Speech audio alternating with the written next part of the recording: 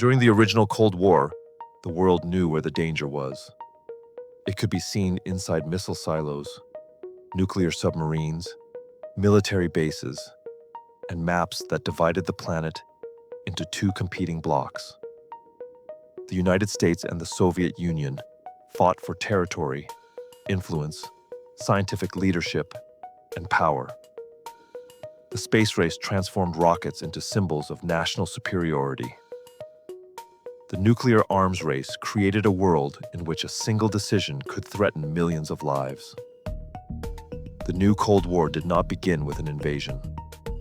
There are no tanks crossing borders. Its battlefields are hidden inside semiconductor factories, artificial intelligence laboratories, data centers, and electrical grids. Its soldiers are engineers, its weapons are algorithms, and its most important resource is the ability to produce intelligence on an industrial scale. In the previous documentary, we examined how China has considered protecting advanced artificial intelligence technologies, including models, training data, and strategic technical knowledge. But if China is beginning to close the door, the United States built the first wall. Since 2022, Washington has restricted Chinese access to advanced chips, manufacturing equipment, and other technologies required to train powerful artificial intelligence systems. The official justification is national security. The same processors that power digital assistants can also support surveillance, military planning, autonomous systems, intelligence analysis, and weapons development. But this conflict has expanded far beyond military security. The United States and China are not simply competing to build the best chatbot. They are trying to determine who will control the intellectual infrastructure of the 21st century. In 2025, American institutions produced 59 artificial intelligence models considered internationally notable. China produced 35. Yet China continued to lead in the volume of AI research publications, citations, and patents. It also maintained an enormous presence in the installation of industrial robots. By March 2026, the performance gap between the leading American and Chinese models had become remarkably small. China was no longer simply following. It had become a competitor capable of approaching the technological frontier, even while facing restrictions designed to slow it down. America's advantage remains concentrated in frontier models, private investment, cloud platforms, and the design of the processors is to train artificial intelligence. China's strength lies in industrial scale, coordination between government and industry, research volume, robotics, and the speed at which new technologies can be integrated into the physical economy. Neither nation controls everything. A chip may be designed in the United States, manufactured in Taiwan, produced with Dutch machines, supported by Japanese components, and built with materials processed in China. Artificial intelligence was constructed on top of a global supply chain. Now, the two largest technological powers on Earth are trying to divide that chain without destroying the system they still depend on. That is what makes this conflict so complex. The original Cold War separated two relatively distinct blocks. The artificial intelligence Cold War is unfolding inside a deeply interconnected world. Every restriction may damage an opponent, but it may also encourage that opponent to create an alternative. And every attempt to prevent China from advancing may give Beijing exactly the motivation it needs to become independent from the West. The real contest will not simply determine which country builds the most intelligent machine. It will determine which system that machine helps spread across the world. In October 2022, the United States began one of the largest technological containment operations of the modern era. The American government expanded controls on the export of advanced chips and manufacturing equipment that could help China develop powerful artificial intelligence systems. Those restrictions were strengthened in 2023 and again in 2024. The strategy appeared simple: The most advanced models require enormous amounts of computing power.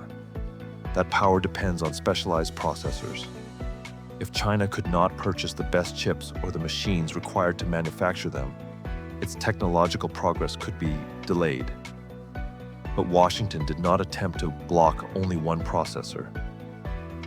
It began protecting an entire chain.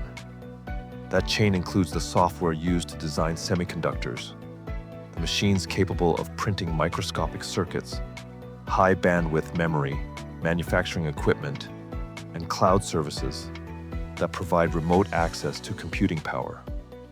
The United States also sought support from the Netherlands and Japan. The Netherlands is home to ASML, the company responsible for the world's most sophisticated lithography machines.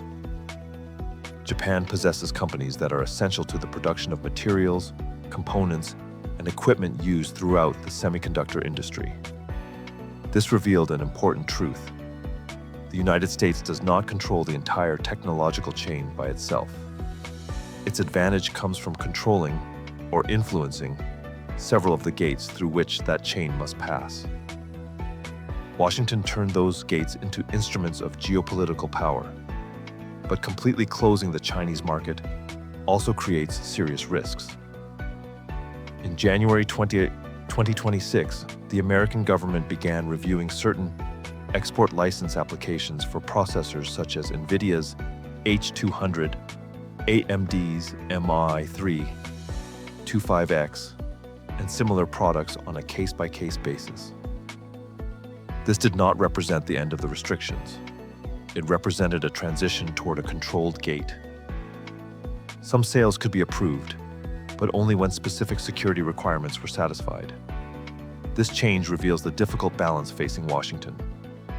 If the restrictions are too weak, China may use American technology to accelerate its own systems. If the restrictions are too severe, American companies may lose one of the largest markets in the world. At the same time, Beijing will receive an even stronger incentive to finance domestic alternatives. Washington eventually recognized that slowing China would not be enough. The United States would also need to win the rest of the world. America's artificial intelligence strategy began to include the export of complete technology packages to allied nations. Those packages may combine chips, data centers, cloud services, models, software, applications, and technical standards. Instead of selling a single tool, the United States wants to provide the entire ecosystem. The message is clear. If another country intends to build an artificial intelligence infrastructure, Washington wants that infrastructure to be American. Semiconductor production is also beginning to return to American soil. TSMC announced plans that could increase its total investment in the United States to $165 billion. The project includes manufacturing facilities, advanced packaging operations, and a research and development center. The goal is to reduce American dependence on factories located across the ocean. But manufacturing chips is only one part of the battle. Artificial intelligence also needs energy. American data centers consumed approximately 4.4% of the nation's electricity in 2023. Some projections suggest that their share could reach between 6.7 and 12% by 2028. The newest data centers require land, electrical grids, cooling systems, water, transformers, and constant access to power. The race for artificial intelligence has also become a race for energy infrastructure. The next AI superpower will need to produce more than algorithms. It will need to generate enough electricity to keep them alive. America's strategy was built around one assumption. Without access to the most advanced Western processors, China's technological progress would slow down. To some extent, it did. Chinese companies face serious obstacles when attempting to acquire cutting-edge chips. Domestic factories continue to struggle with some of the most sophisticated technologies available in Taiwan, the United States, and Europe. But the restrictions produced another consequence. China accelerated the construction of its own system. Companies such as Huawei and SMIC gained even greater strategic importance. The development of domestic processors, software, servers, memory, and manufacturing equipment was no longer simply a commercial opportunity. It became a matter of national security. From Beijing's perspective, depending on foreign technology means accepting that another government may interrupt access at the most critical moment. China's response was to invest in replacing that dependence. At the same time, models such as DeepSeek and Qwen demonstrated that Chinese companies could compete by using strategies different from those adopted by the largest American corporations. China began using open models as an instrument of international influence. Many American platforms remain closed. Users access the technology through services controlled by the company that developed it. Several Chinese models can be downloaded, modified, and adapted by developers, universities, and businesses in other countries. That difference may appear technical, but it carries enormous geopolitical consequences. A nation that does not want to depend entirely on an American corporation can choose a Chinese model, install it on local infrastructure, and adapt it to its own language, laws, and requirements. China can use that openness to attract developers and expand its technological presence. This does not mean that Beijing will release everything. China's strategy appears to move in two directions. Technologies considered sensitive may be protected. Models with military, commercial, or geopolitical value may remain under government control. At the same time, open versions and less sensitive technologies may continue circulating internationally, expanding the influence of the Chinese ecosystem. This is not necessarily a contradiction. It is selective openness. China protects what it considers strategic while distributing the technologies that help Chinese companies gain users, markets, and international partners. Beijing possesses another important advantage. Much of the American competition remains focused on building the most powerful models. China is attempting to integrate artificial intelligence directly into factories, ports, vehicles, cities, hospitals, and public administration. The initiative known as AI Plus is designed to deepen that integration across almost every sector of the Chinese economy. The physical economy becomes an enormous laboratory. Every installed robot, automated port, and connected factory creates experience, data, and opportunities to improve the next generation of systems. While the United States leads in the creation of many frontier models, China is attempting to transform artificial intelligence into an industrial capability distributed throughout its entire economy. Beijing also holds important positions in the supply and processing of materials used by advanced technology industries. In 2025, the Chinese government imposed controls on certain rare earth elements. Even as negotiations later changed parts of the situation, the decision demonstrated that China also controls strategic pressure points within the global supply chain. Washington possesses power over essential technologies. Beijing possesses strength in materials, processing, and industrial capacity. Neither side can strike the other without creating consequences across the rest of the world.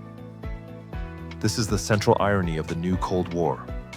The United States and China both want technological independence, but they built their economies over decades on a network of mutual dependence. Separating that network will be expensive. Keeping it together may be considered dangerous.